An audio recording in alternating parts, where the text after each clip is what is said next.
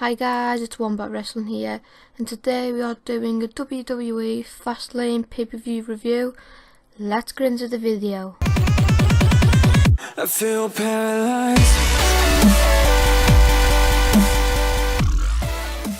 The first match is the 2 out of 3 falls match for the United States Championship. It was a good match with some good spots. I liked the way that Rio done the double foot stomp from the barricade. That was really good. I did predict Kalisto will win, and he did win, so that was 1 out of 1 for me.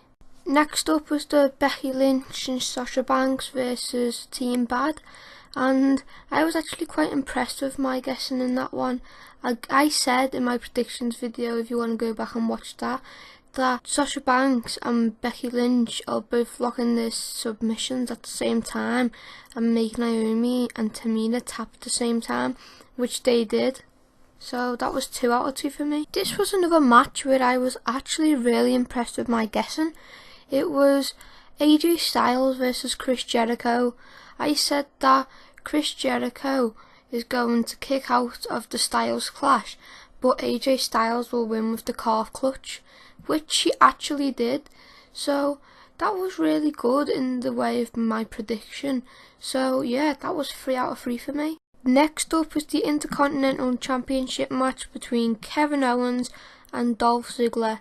This was another really good match, and yeah, I predicted it right again. I said that Owens was going to win with the Papa Powerbomb, which he did.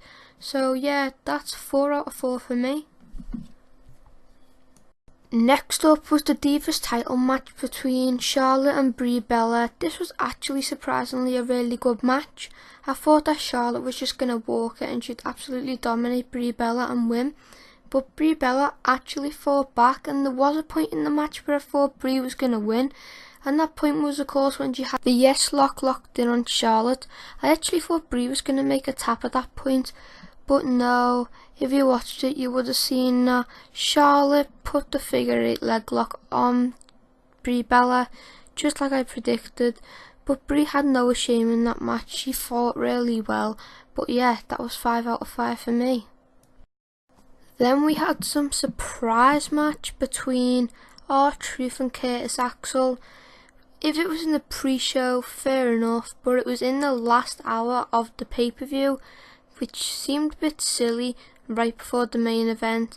But yeah, Curtis Axel won with a roll-up after Goldust accidentally distracted R-Truth. But yeah, I couldn't really predict that one because it wasn't announced, but I found it all a little bit stupid, to be honest. Then we had the Titans versus the Wyatts, which was actually a really good match. I liked the way it ended where Big Show speared Braun Strowman. I thought that was really good. But if I'm honest, I don't see why the Titans won, because they were like, apart from Ryback, Big Show and Kane, maybe retired in like 2 years, where the Wyatts have a good future ahead of them. So in the long run for WWE, I don't see how that works out for them. But yeah, that was still 5 out of 6 for me. Then we move on to the main event of Fastlane to see who faces Triple H at WrestleMania between Dean Ambrose, Roman Reigns and Brock Lesnar. It was a great match, don't get me wrong. I liked the way Dean Ambrose and Roman Reigns teamed up to put Lesnar through a table, but then as soon as they worked together, they went straight back to hitting each other and attacking each other. But yeah, I did predict that Roman Reigns would spear Ambrose to win. So yeah, I predicted 6 matches out of 7, which if you ask me is pretty impressive. But I think overall Fastlane was a very basic pay-per-view. Like, it was never going to be great, but no titles changed hands, or there wasn't anyone who turned heel or face. It was kind of a very safe pay-per-view for WWE. They didn't want anything to go wrong, but if you listen carefully, well, you didn't really have to listen carefully because the boos were very loud when Roman Reigns won.